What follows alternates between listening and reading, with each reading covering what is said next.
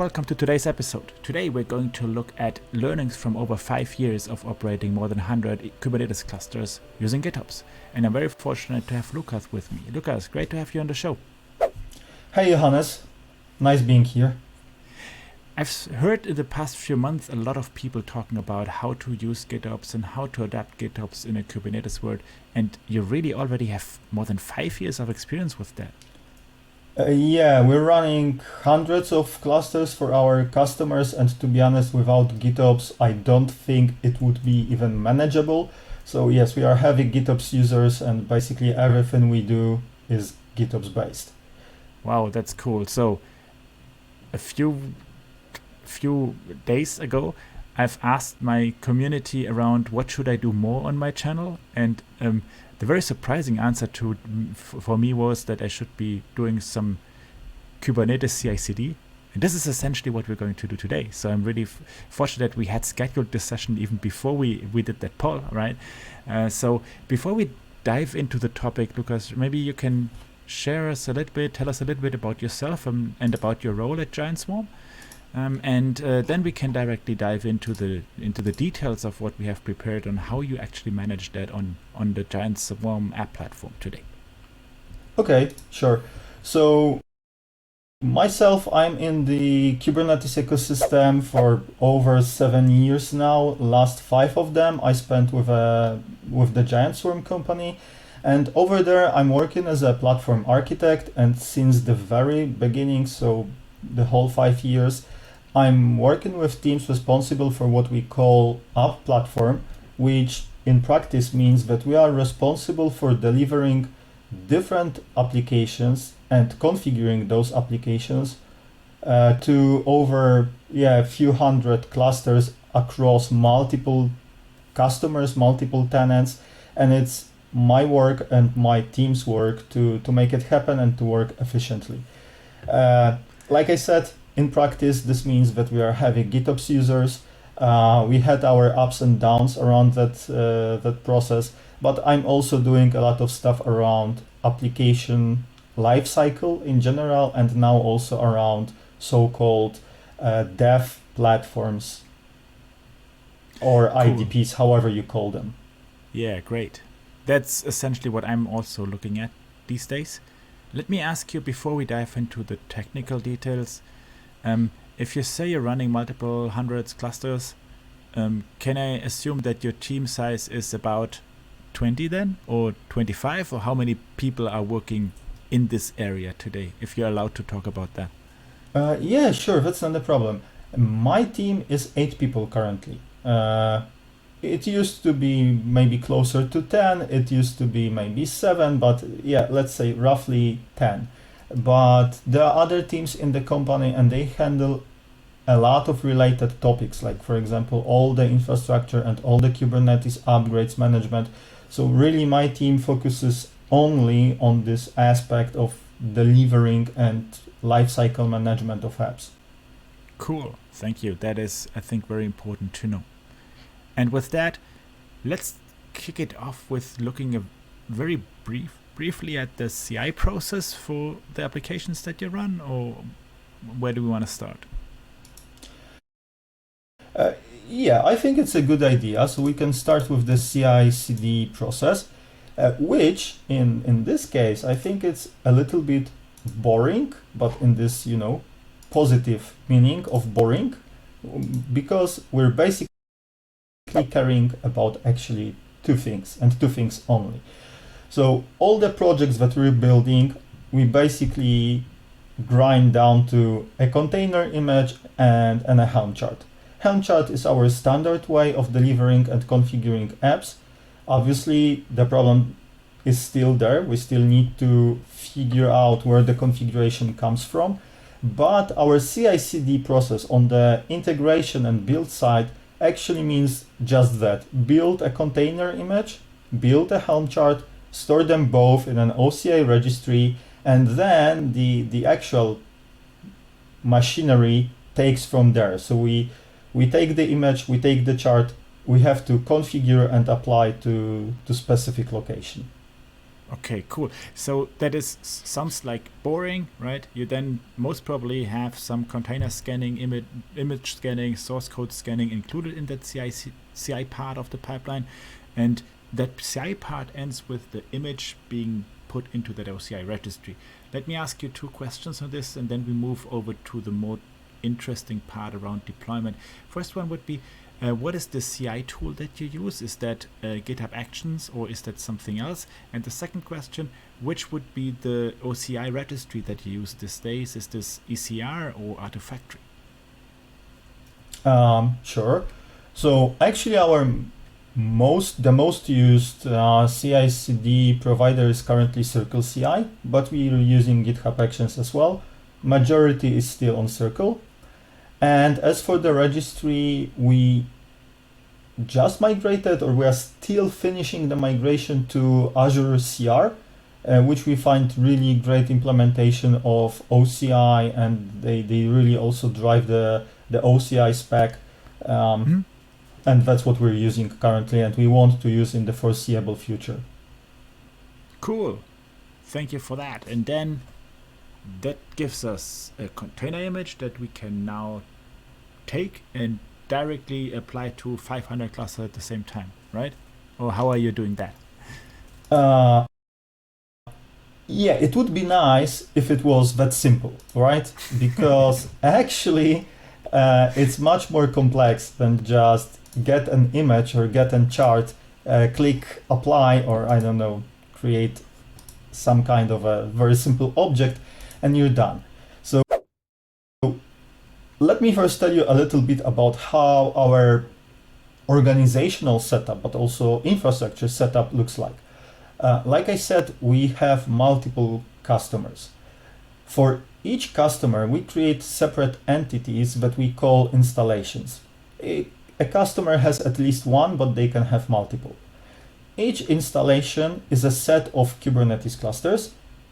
Among them, one is special. We call it the management cluster. And that's where we deliver a lot of our tools that create a single control point for the customer. From there, customer can manage workload clusters. So basically, let's call them normal clusters that customers use to deploy their workloads. This means that we have also like many different actors around, because with each installation, we have at least 3 main groups that are interested in how this installation works.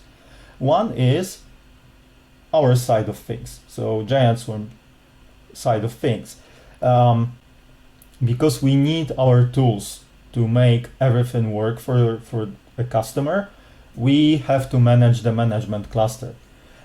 Then on the customer side, we usually have 2 groups. One is a platform team, the other one is developers that are using those clusters, right? Mm-hmm. And there's again a mix, like the platform team, they usually want to have some impact, some influence on how management clusters work. They definitely want to have a lot to say about how workload clusters work. And then developers, they need to be able to use the workload clusters. And all of that should be configured with a Git repository. So it looks actually like pretty simple. Like you said, there's an image, there's an OCI registry. Let's get this image. Let's apply it to 500 clusters. Our work is done here, right? So, except that we have one problem. This model that I'm showing here is actually a bit too simple. It's not as simple as just create a Git repository and apply it everywhere. So my question was, the OCI registry would be sitting somewhere and is shared across all of the different environments that you have, or how do you have different OCI registries that you're using as a source? So we have to separate here between Giantswarm's registry that we need to deliver our components to both management clusters, but also to workload clusters. Okay. And this is what I showed as our side of the CI/CD pipeline. Okay. But then there are obviously customer side artifacts. And we are not enforcing customers to use any specific solution. So they want to have any CI/CD pipeline they have and they are used to. and a registry that they want to use, however that works, and only the interfaces that we provide on the management clusters is what they have to use to deploy the apps. But what I mean over here with those graphs that I'm showing you is mostly about how we deliver our stuff, but at the same time make it possible for customers to integrate with this process and, let's call it, inject whatever they need in the process. Okay, that makes sense. From a learning's perspective, maybe silly question. We said we're going to build a container image, and that container image definitely will have different versions. What's your approach to referring to the correct version of that container in the Helm chart? I assume you're not using latest, right? So what are you? What's the approach there? If you can talk about that. Oh, sure. That's a great question, and actually a big part of the problem over here.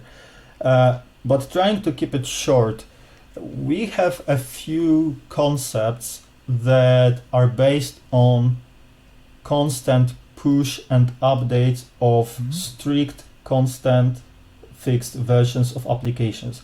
So when an application is being built, it also updates a kind of a manifest, and then we use this manifest to extract the version and apply this version when we apply also the GitOps config. Additionally, we also have like a customize plugin that allows you to pick different configuration sources based on the application version being used. Okay. So that allows us to provide the values YAML, the values that are configuration part of a Helm chart release, depending on multiple factors like the version of application, the so-called collection that it comes from, and so on. Okay, and you just customize then to apply the values files for per environment, or what's the approach? It depends. It's a bit more complex. It's kind of hidden in the delivery pipeline of the GitOps tool that we use. But yes, we use customize, and that's our let's say go-to tool. But also as the GitOps tool, we use Flux. And Flux also has this concept of merging different values, so you can basically build layers of values, and that's the approach we also use. Like we use some defaults, and then we override those defaults with layers of more specific configuration. Okay, cool. That makes total sense. So it feels like in this approach, the left-hand piece, which you have now X'd out with the Git repo, is very, very important, right? Or how would you say that? Oh yeah, totally. Because with this thing, like the Git repository, it looks like, you get a Git repository and you're good, right? All problems are solved. Your configuration comes from this repository. But actually, if you start thinking about features that you want to achieve, for example, security, sharing secrets, but also keeping your configuration dry. Like I said, we have multiple customers. We can't share any secrets across them. But on the other hand, we don't want to just, copy paste some configuration files or something. We want to really keep them dry.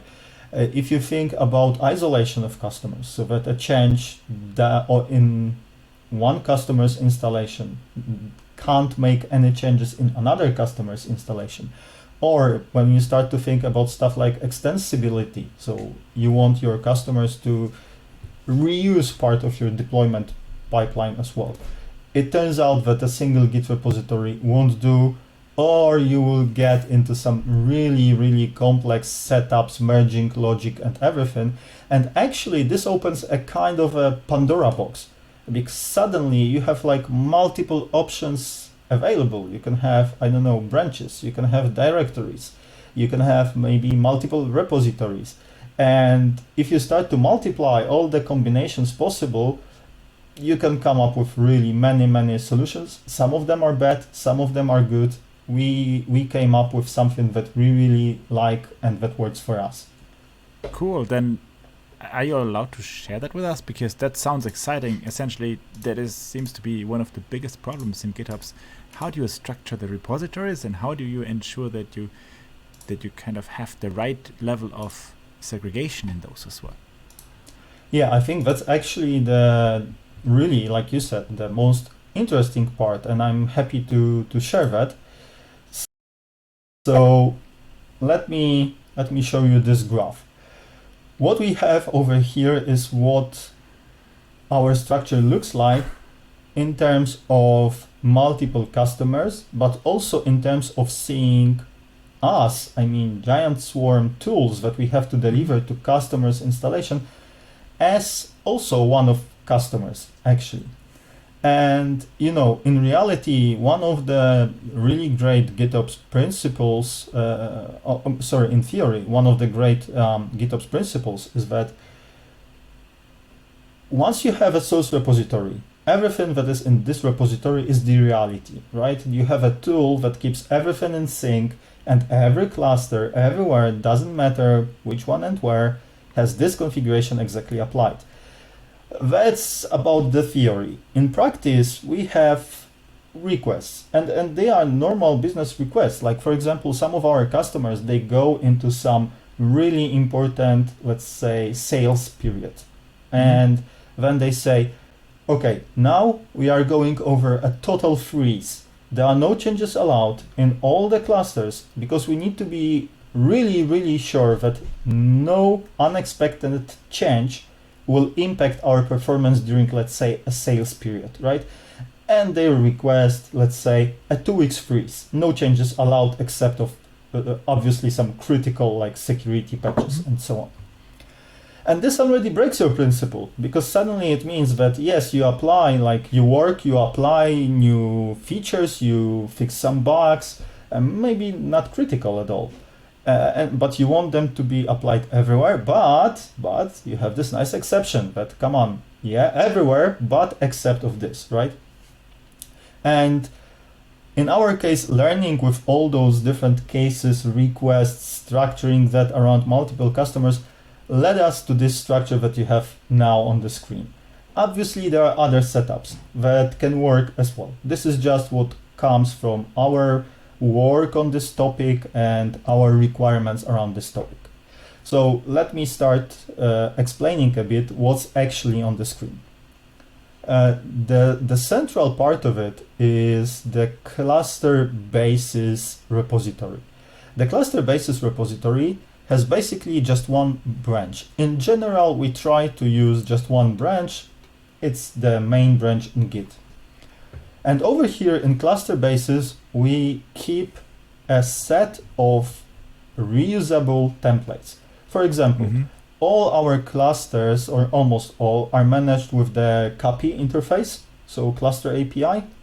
But obviously there are different copy providers. We don't make our customers to use just a single provider. Our customers can use the infrastructure of their choosing.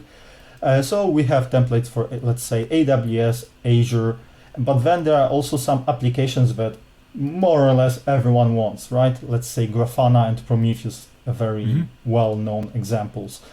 So we prepare some templates. Those templates are not directly applicable because they miss some details. For example, apps miss secrets, or copy templates, they miss node sizes, because this still depends on the cluster you want to deploy. But they are like, let's say, 90% there, right?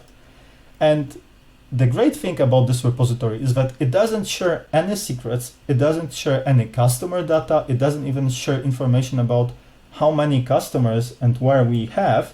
So basically this repo is a public knowledge. And this repo in our case literally is public. You can find it on GitHub and have a look if you want to. And then we expect our customers, and we help them set up this structure, so they don't do this themselves. We bootstrap this for them with their own repositories. So over here we have three Can I ask, customers. sorry, on that point, that that sure. bootstrapping, how does that work? Is that an internal developer portal? Is that scaffolding? Is that... It's part of our MC creation process.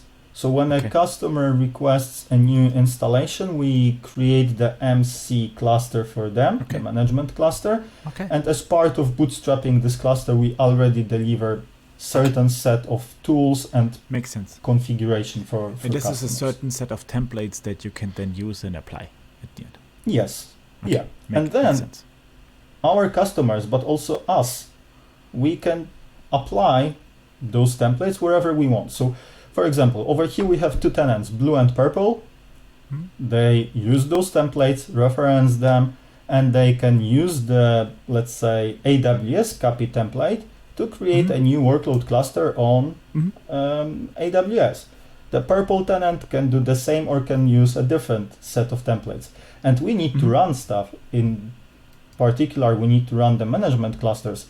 So we use them ourselves as well. So we reference from our Giantswarm repository, which manages the management clusters. We also reference those patterns, those templates, and fill them in over here. This solves one part of puzzle, right? Because this allows us to, first of all, reuse some code. And second thing, this allows us to separate customers.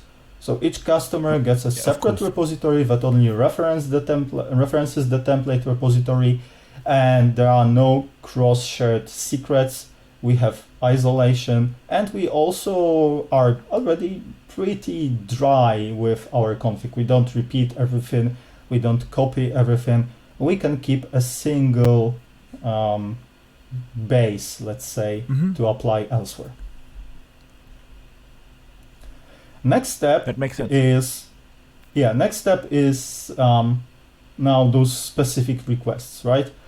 So we might have a customer that says, okay, now 2 weeks, no changes.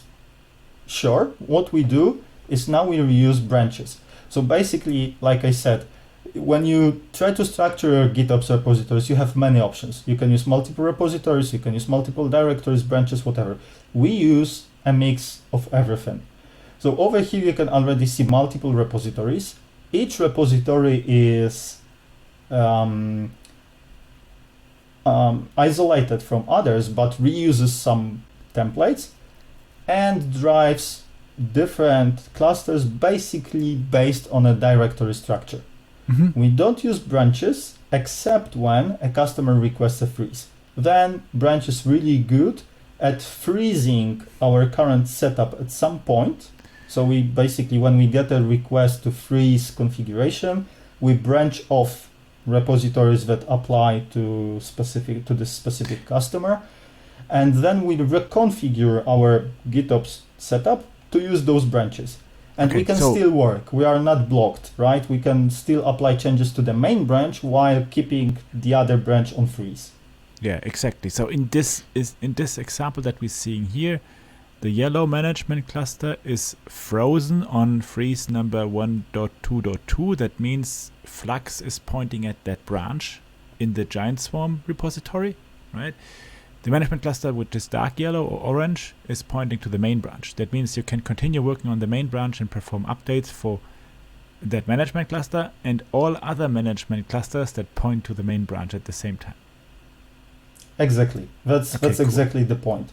Once the freeze period for a specific customer ends, all we have to do is catch up, so basically a merge between the freeze branch and the main branch, review the changes, reconfigure Flux to point back over here on this light yellow cluster to the main branch, and everything should be up to date with the most current stable configuration.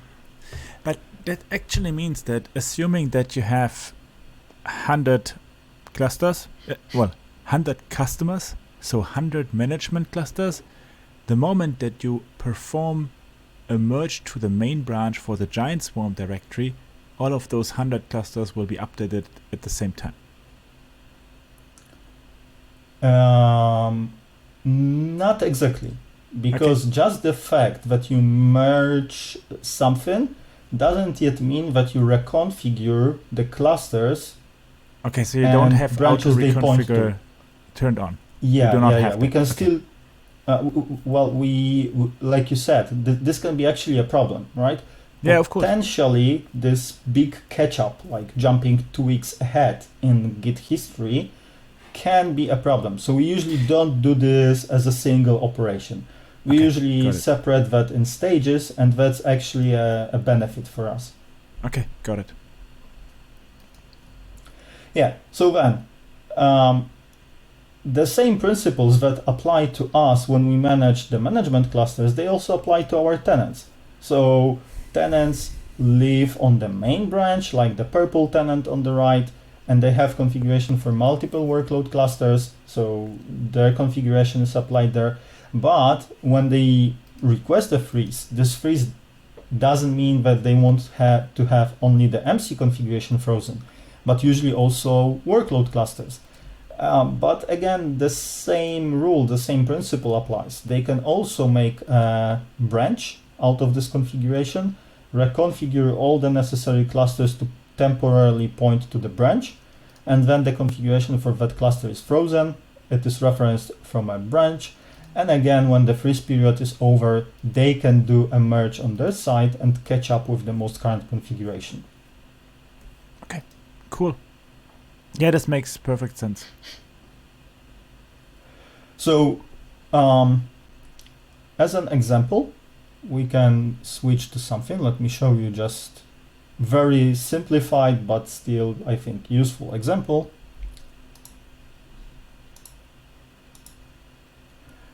Okay, so over here, like I said, our tool of choice is Flux. Flux has this notion of customization object. Customization object is like, let's reference a GitOps repository, but we also assume that what you have there is processed by the customize tool before it is applied to the server. So over here, we have configuration for a management cluster, and it uses a few things. The most important one is resources section. In the resources section, you can see that we are referencing the basis provider cap A flux v2 from main branch.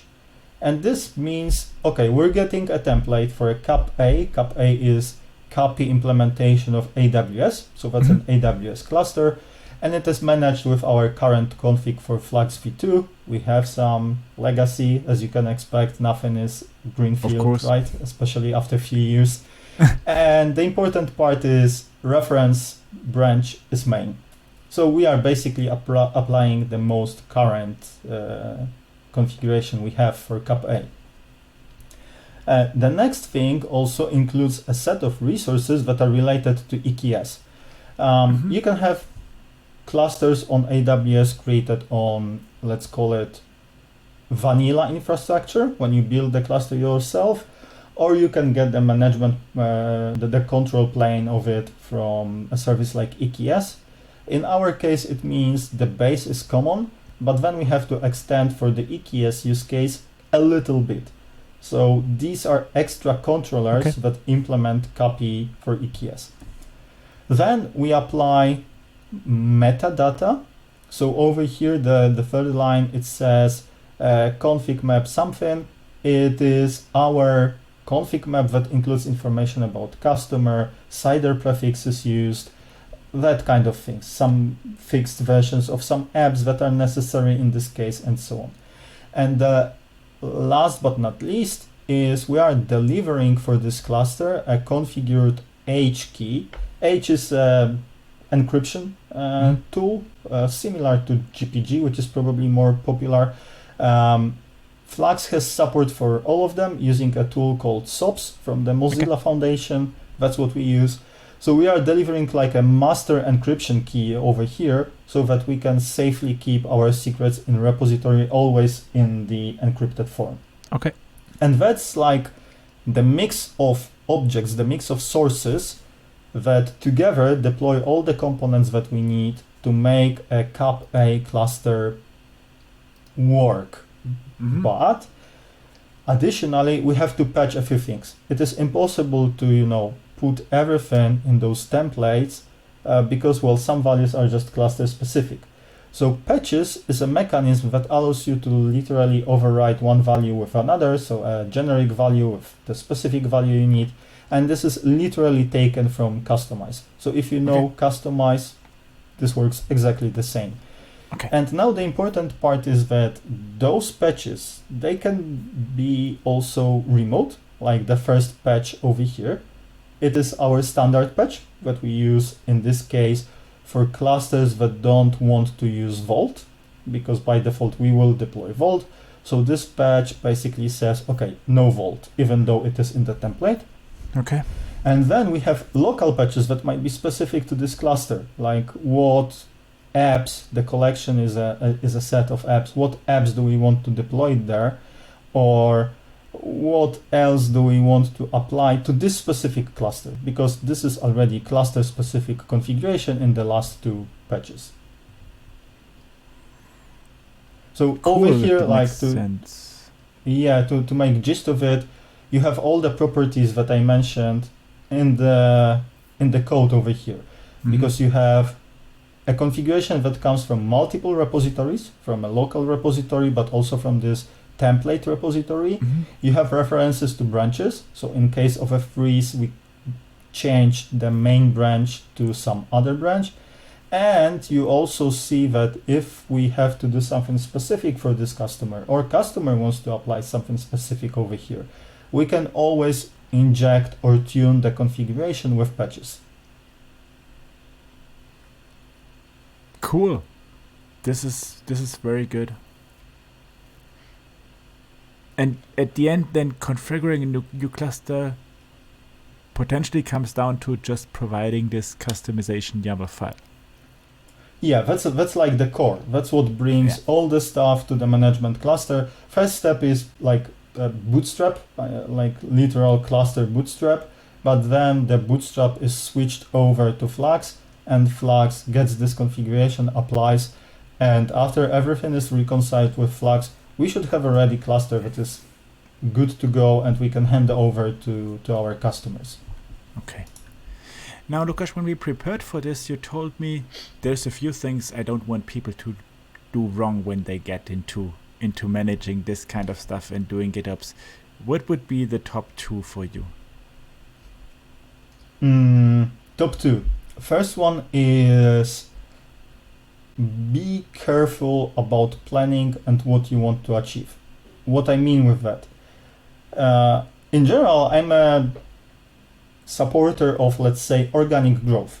When you have a small problem, let's start with a small solution, and as the problem space grows, your solution also grows and you refactor and everything.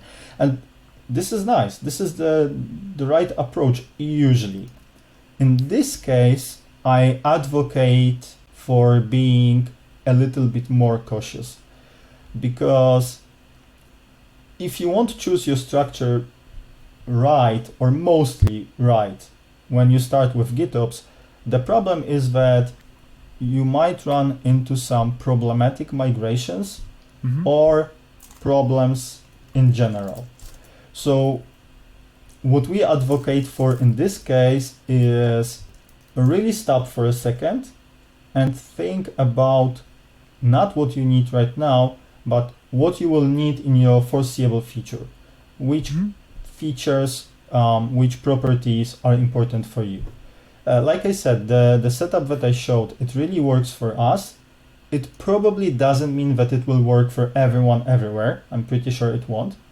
But I think it's a good starting point. It's also what we help our customers to bootstrap with when they are onboarded to our solution. But obviously, your situation can be different. You can come up with different solutions. But think about those properties. Like if you need to isolate tenants or customers, think how will you do that? Think how to keep stuff secure. Think how you will reuse configuration that you have. Because later some migrations can be really problematic, and they can be problematic even if you know what you're doing. Let me show you one example that I really like, and I shared it before, so I have something ready for you. So one of the nice properties in Flux, but basically in any CI/CD tool, CI/CD GitOps tool, is that at some point you have to clean up old stuff, right? This option is called prune in Flux. So very simple example over here in commit 1, we have 3 references for sources.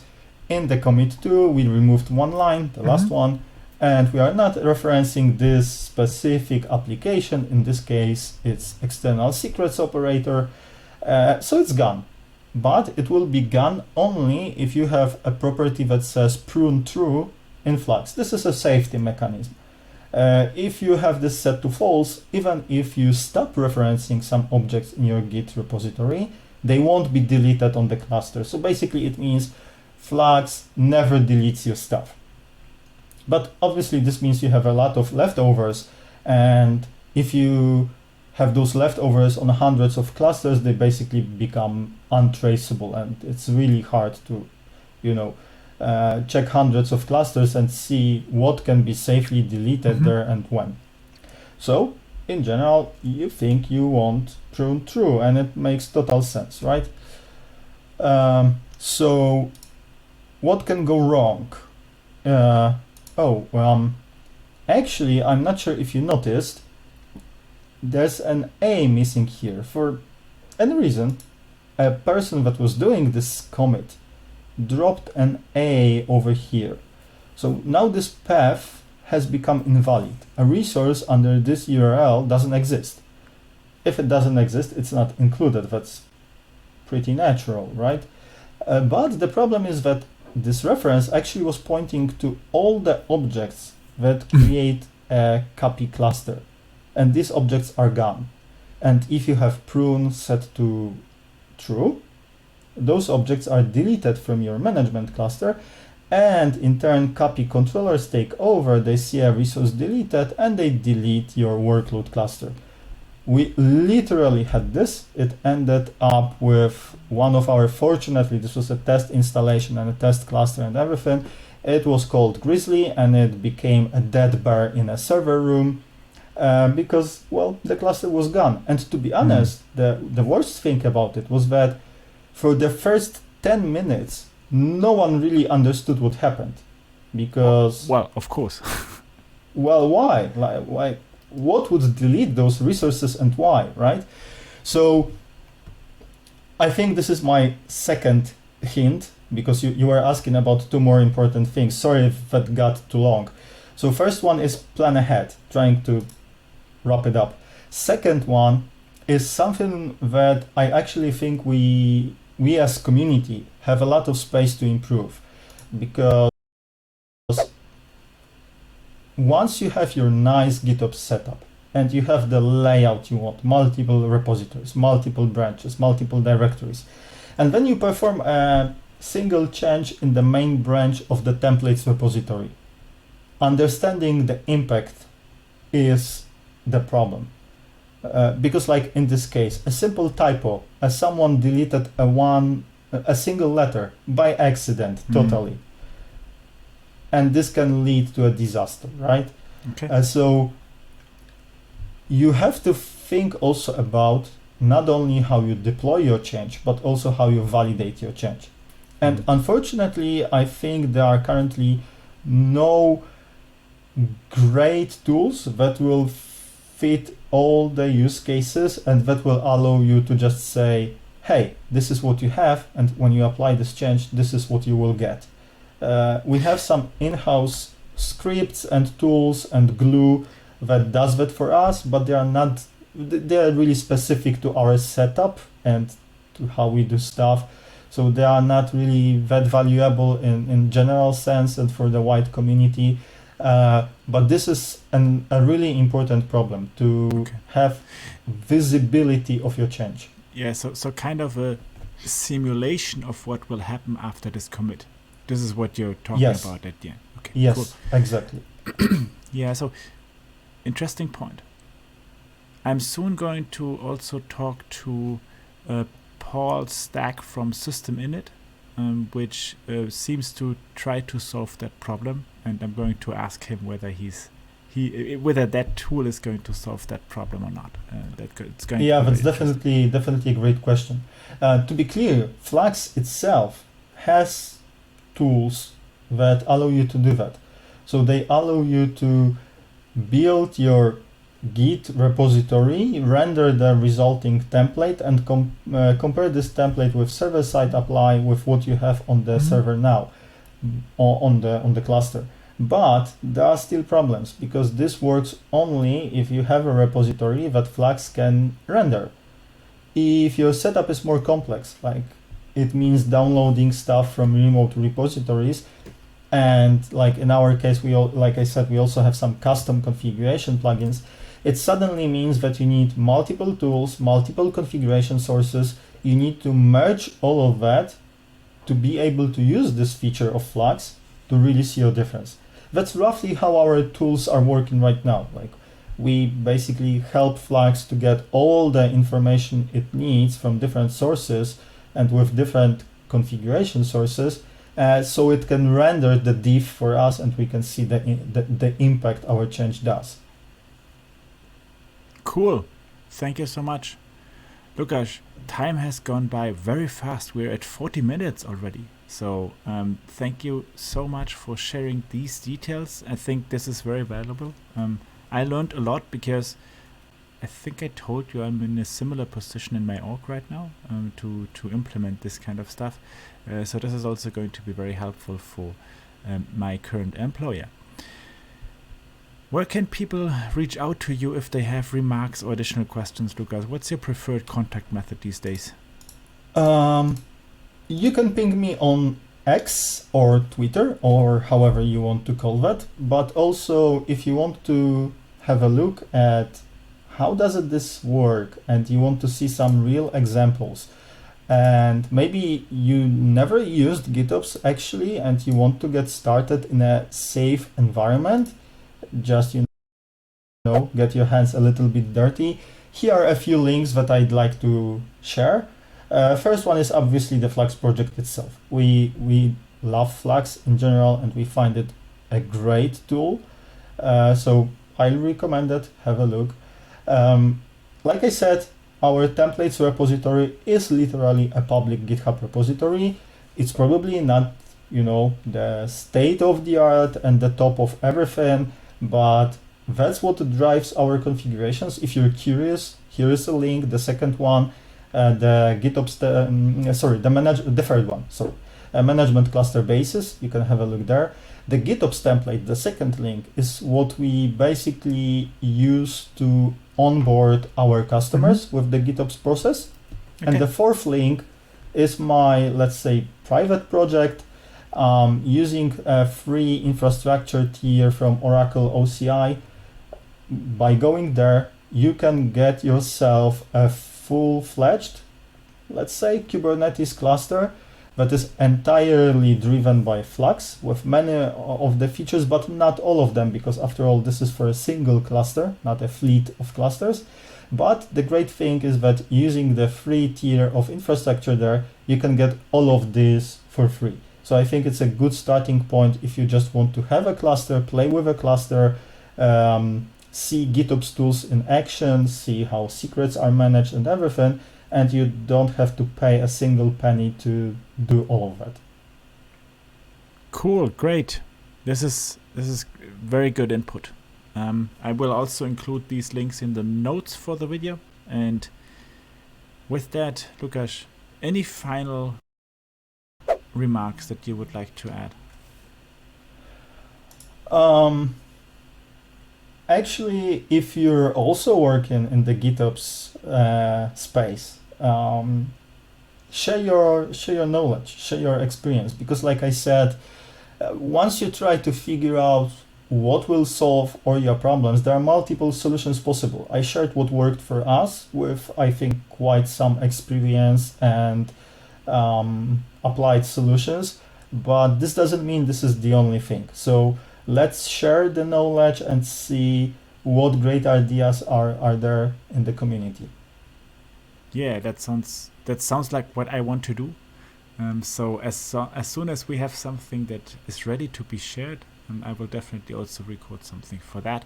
And if you have implemented GitOps in your organization and have something to share with me or with us, please reach out to us, so we can get together and see that we share this knowledge with others in the community as well. Łukasz, thank you so much. This was amazing. Thanks for having me. This was really what I wanted to get out of you for today. And I'm really happy that you took the time to get on the show and to record this one with me. Have a great rest of your day. Thank you. Talk to you soon. Bye-bye. Bye.